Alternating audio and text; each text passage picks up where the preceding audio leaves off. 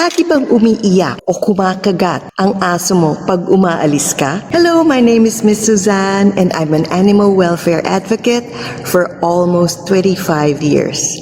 I also had an international NGO that gives Aspins a chance for a second life. Lagi bang umiiyak o kumakagat ang aso mo pag umaalis ka? Very common to lalo na sa mga dogs na sanay sa constant attention.